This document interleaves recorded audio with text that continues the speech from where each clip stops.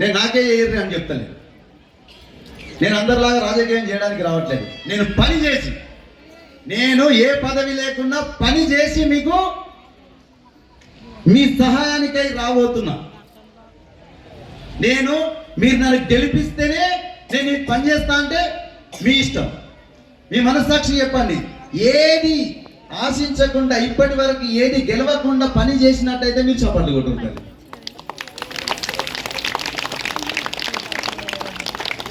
చేసిన అనేది మీ మనసుకు తెలుసు కదా.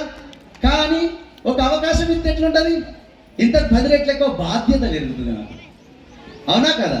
ఇంతకు 10 రెట్లు బాధ్యత పెరుగుతుంది. ఆ బాధ్యత ఎట్లుంటుంది తెలుసా? పడుకుంటే పరుపు కింద ముండ్ల లెక్క ఉంటుంది.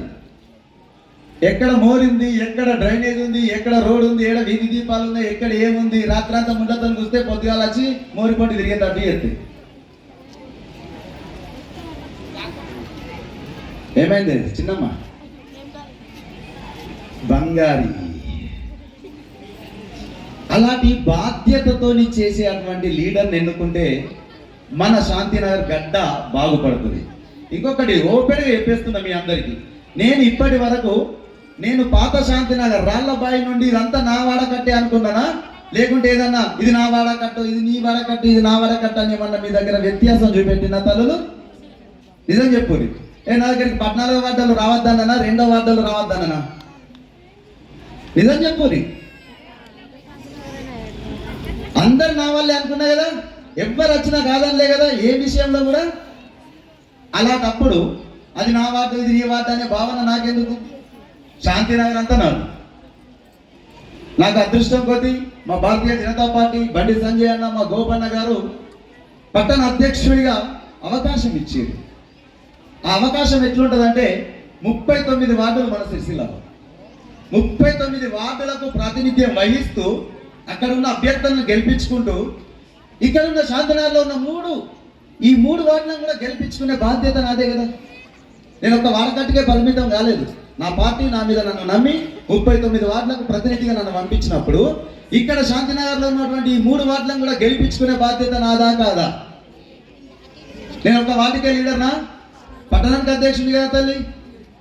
అలాంటప్పుడు నేను మొత్తం ఉన్న 39 వార్డులు గెలవాలనుకుంటా. అలాంటిది నా దగ్గర ఉన్న ఈ 3 వార్డులు గెలవద్దా? నేను ఒకటే చెప్తున్నా, ఈ 3 వార్డులు గెలవకపోతే భారతీయ జనతా పార్టీ 2, 13, 14 ఈ 3 వార్డులకి ఇలా గెలవకపోతే నేను ఓడిపోయినట్టు, మీరు నన్ను ఓడగొట్టినట్టు.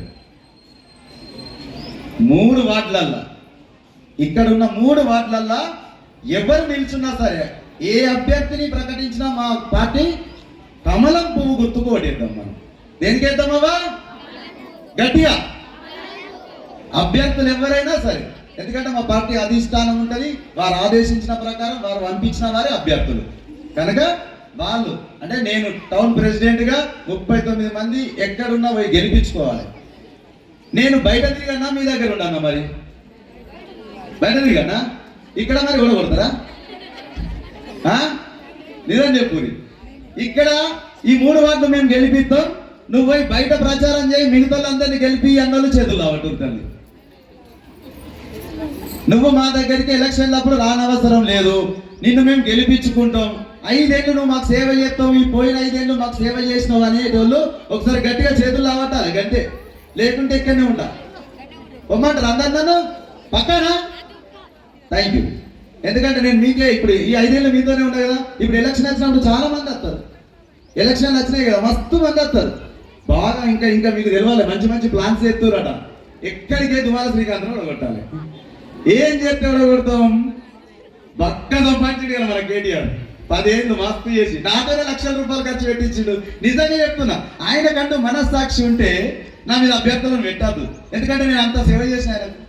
ఆ కృతజ్ఞత లేని మనిషి నా మీద తీసుకొచ్చి డబ్బుల సంచులు గుమ్మరిస్తాడట. ఆ అభ్యర్థులే చెప్తారు మీ ఇంటికి వచ్చి. వాస్తవమా కాదా? అవునా కాదా?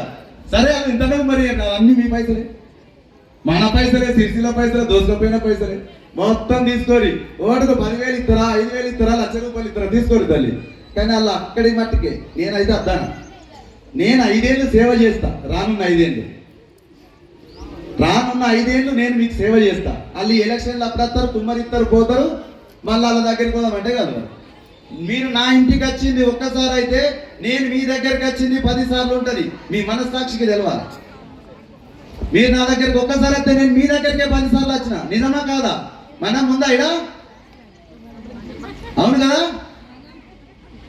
నేను ఒక్కటే చెప్తున్నా, నేను మీ బిడ్డను, శాంతినగర్ బిడ్డను. ఢిల్లీకి రాజైనా ఏమంటారావా? తల్లి కొడుకే కదా.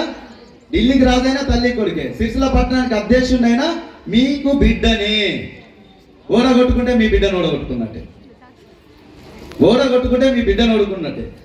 మీ బిడ్డను ఓడగొట్టుకుంటే సిరిసిల్ల అంతా ఏమనుకుంటారు? ఇప్పుడు మన శాంతినగర్ అంటే ఎంత బాగుంది. ఒక శోభయాత్ర తిస్తే కొన్ని వందల మంది, వేల మంది వస్తే ఊర్లోకి వస్తే వెంకటేశ్వర్ల గుడి ముందర అవి క్లిప్పింగ్స్ ఇప్పటికి ఉన్నాయి. ఏమన్నా డాన్స్ చేసిండ్రా మన పిల్లలంతా? మస్తు ఎంజాయ్ చేశారు కదా. దైవం భక్తితోనే అంతటి మంచి కార్యక్రమాలు, గ్రామ దేవతలకు చేసిన కార్యక్రమాలు, ఎన్నో హెల్త్ క్యాంపులు పెట్టిన, ఎన్ని అన్నప్రసాద కార్యక్రమాలు నా పేరు మీద నడిచినాయి. మీ అందరికి తెలియదా? ఇన్ని సేవ చేసిన ఆయనను కూడా ఓడగొట్టిరంటే నాకు కాదు, ఊరందరూ ఏమనుకుంటారు? ఊరందరికి తెలుసు నేను ఇవన్నీ చేసేది. ఊరందరూ ఏమనుకుంటారు తెలుసా? శ్రీకాంత్ ఓడిపోతే శ్రీకాంత్ అయితే అన్నారు. ఎవరిని అంటారా? శాంతినగర్ వాళ్ళని అంటారా? నిజమా? పక్కానా? గెలిపించుకుంటారో ఓడగొట్టుకుంటారో అది మీ ఇష్టం. నేనైతే ఎలక్షన్లప్పుడు వచ్చి ఓట్లు అడగా. ఒక్కసారి అయితే తిరుగుతా ఇంటింటికి, ఎందుకంటే రాలేదనకుండా ఒక్కసారి ప్రతి ఇంటింటికి తిరుగుతా. నా తరఫున మా చెల్లెలు వస్తుంది, నా చెల్లె తరఫున ఇంకా నాకు ఇక్కడ ఉన్న చాలా మంది చెల్లెళ్ళు ఉన్నారు, అక్కలు ఉన్నారు, చిన్నమ్మలు ఉన్నారు, అత్తమ్మలు ఉన్నారు, ఇంకా రకరకాల వరుసలందరూ అమ్మలు ఉన్నారు, చాలా మంది ఉన్నారు. మా కోరే మనమ్మ కూడా ఉంది. దానికి ప్రైజ్లమ్మా అది కూడా తిరుగుతారు నా కోసం. లవణ్య తిరిగావా? అందరు తిరుగుతారు నా కోసం. నేనైతే ఒకటేసారి వచ్చి పెడతా. మళ్ళా రాలేదని మాత్రం మీరు అనద్దు. మీరే చెప్పారు, ఊళ్ళో కొమ్మన్నారు. ఇంకా కొన్ని గెలిస్తే మున్సిపల్ పోతే భారతీయ జనతా పార్టీ ఒక 10 సీట్లు గెలిచిందంటే మొన్న మున్సిపల్ కాడ పోయి ధర్నా చేస్తే రోజు ఉరికెత్తురా మొదలు తీసుకోరు, ఉరికెత్తారు. మొన్న ఒక్కరోజు ధర్నా చేసిన కదా. ఇప్పుడు మొత్తం రోడ్లు పట్టుకొని ఉరికెత్తారు. మున్సిపల్ ట్రాక్టర్లు వస్తున్నాయి, మొదలు తీసుకోళ్ళు వస్తారు, చెత్తకపోయేటోళ్ళు వస్తారు. వస్తురా లేదా? అంటే అట్లా కొట్లాడాలంటే నాకు బలం ఉండాలి కదా. మన ఒక్కనేనా?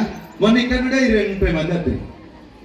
కొంతమంది కౌన్సిలర్లు గెలిస్తే ఇక్కడ ఎట్లా గెలిపించుకున్నా ఇంతకుముందు ఈ రకంగానే ఊర్లో పోయి కొంతమందిని గెలిపించుకున్నాను. నాకు బలం ఉంటుంది కదా. ఆ బలం కోసమే నన్ను ఊళ్ళకి వదిలిపెట్టండి తల్లులు అంటున్నాను.